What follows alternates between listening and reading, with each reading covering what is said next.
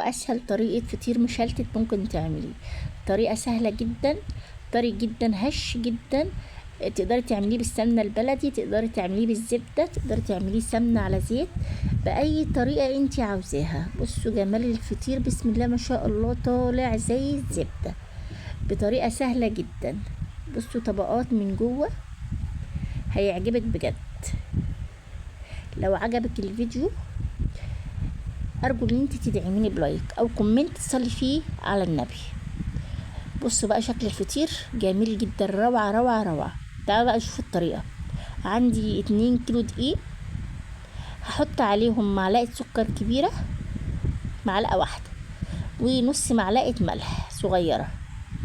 تمام، هقلب كل المقادير دي مع بعض. هي دي بس مقادير الفطير. احلى حاجة في الفطير انه لا فيه خميرة ولا في بيض ولا اي حاجة في العجينة غير المية والملح والدقيق وبس. سهلة جدا. عندي بقى هنبتدي بأول كوباية هنحطها مية. تمام، اول كوباية مية اهي.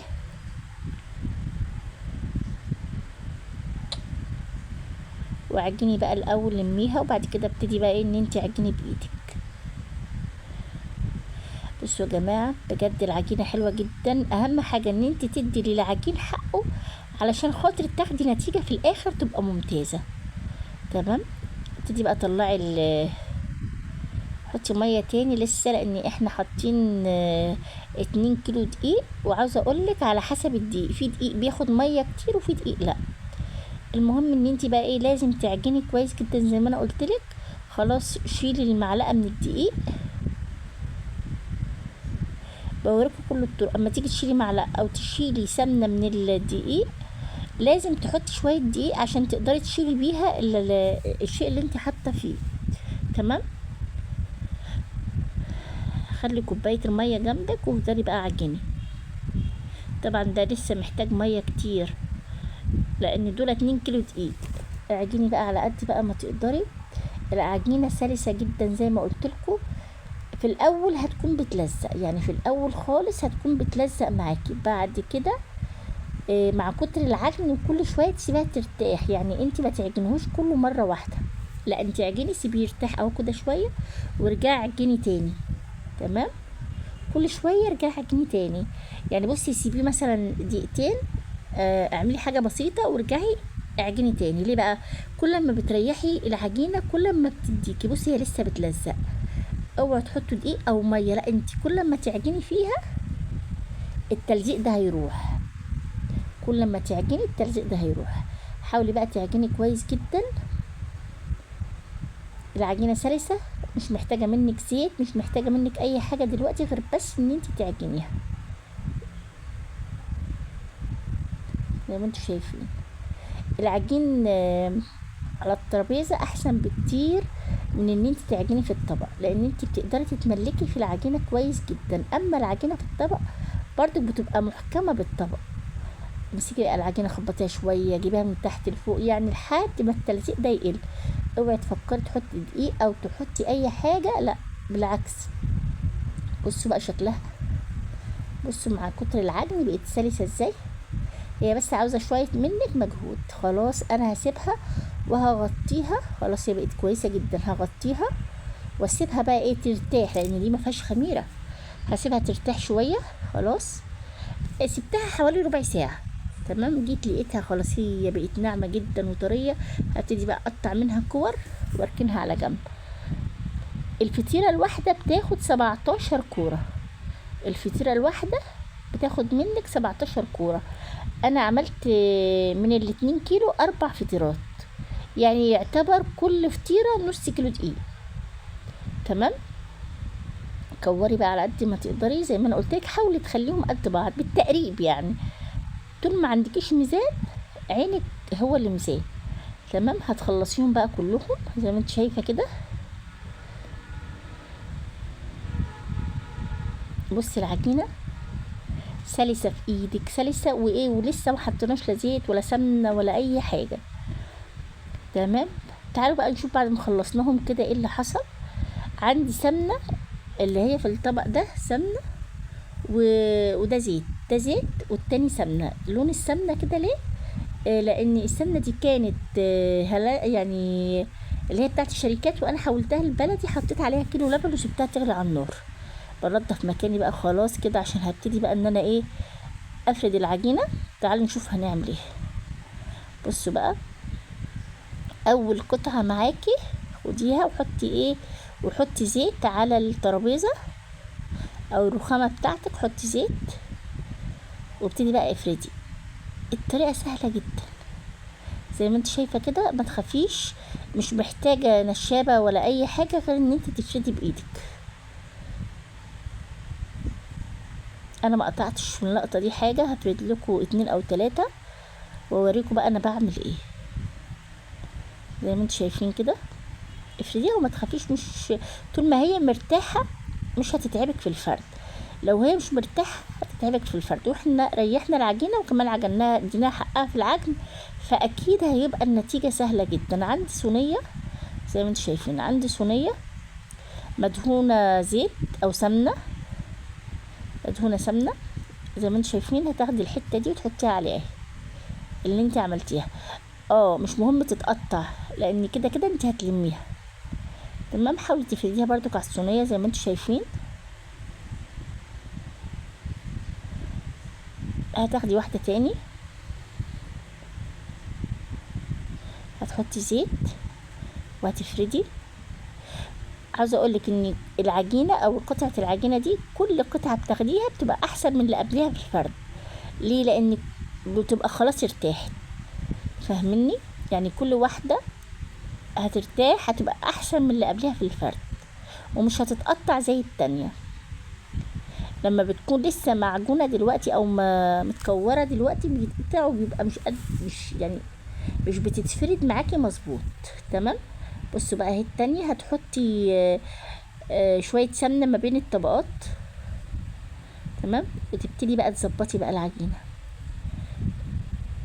افرديها تاني بايدك وما تخافيش، افرديهم على بعض، ظبطيهم بالظبط زي بعض. بصوا بتحطي شويه سمنه.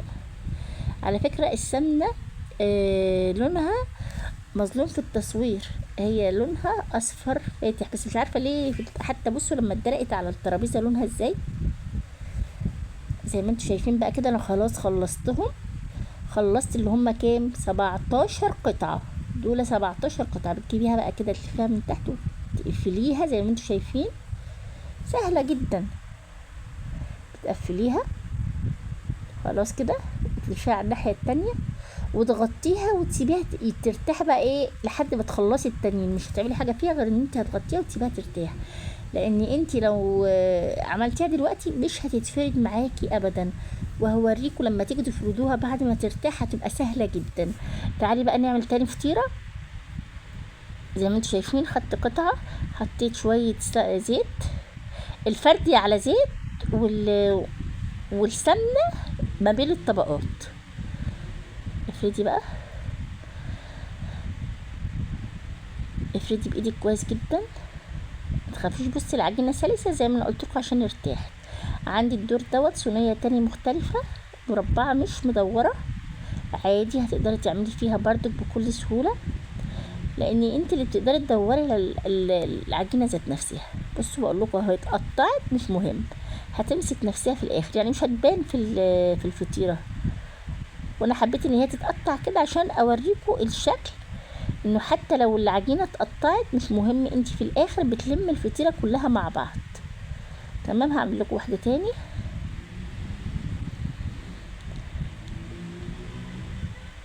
بصوا دي ما اتقطعتش، دي كويسه.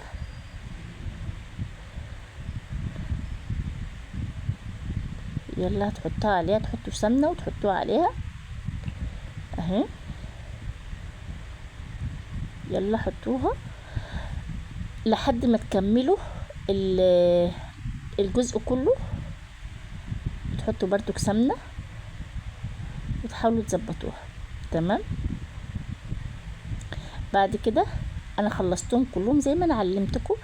هتبتدي تلفوها لتحت كده، تحاولوا تحطوا كل العجينه لتحت، وبعد كده تلموها على هيئه دايره، تقفلوها كويس وتقلبوها على الناحيه التانية وتسيبوها وتغطوها وتسيبوها ترتاح. انا عملت 4 فطيرات بنفس الطريقه. تمام. وبغطيهم، ولما خلصتهم خالص ابتديت احط في الفرن. يعني انا ما حطيتش في الفرن غير لما الفطاير كلها خلصت. بصوا دي اول واحده. الفرن هتشيل 2. تمام.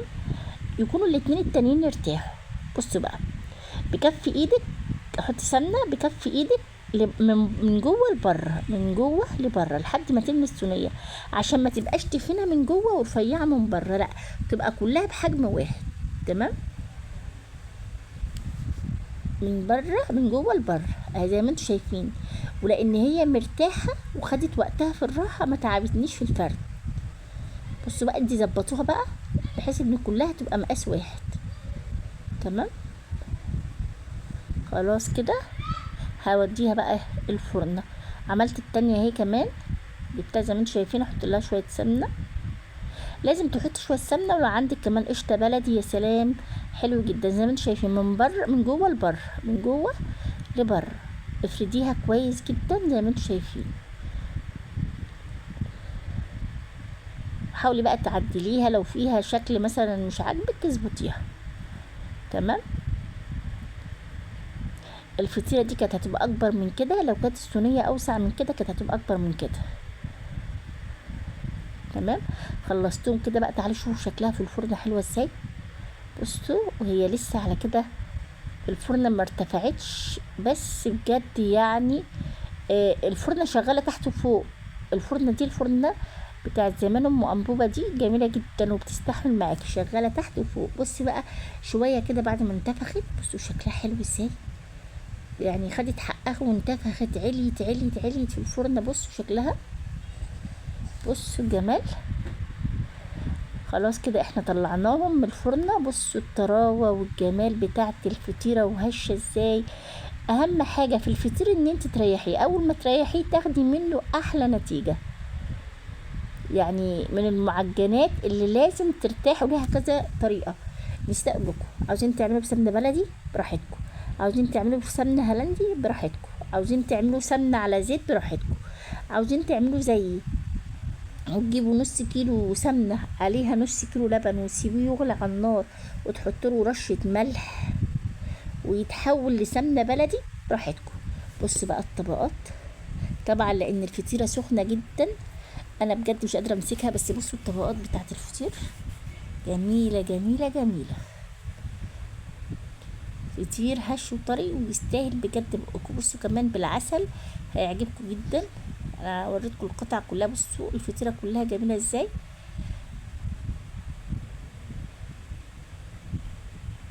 الطبقات طبقات طبقات الصراحه. تعالوا بقى عندي